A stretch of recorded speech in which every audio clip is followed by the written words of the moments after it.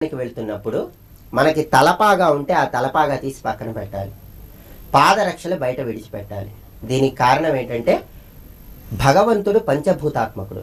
మన తల మీద ఆకాశం ఉంటుంది, మన పాదాల కింద భూమి ఉంటుంది. తలపాగా, పాదరక్షలు ఇవన్నీ మనం ధరించి ఉన్నట్లయితే పంచభూతాత్మకుడైనటువంటి భగవంతుడి అనుగ్రహాన్ని మనం సులభంగా పొందలేము.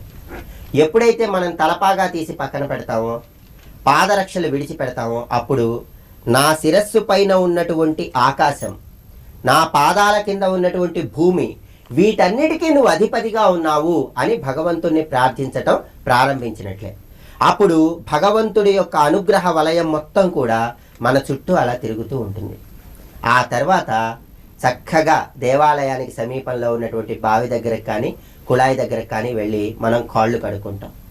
కాళ్ళు ఎందుకు కడుక్కుంటున్నామంటే అది పృథ్వీ తత్వం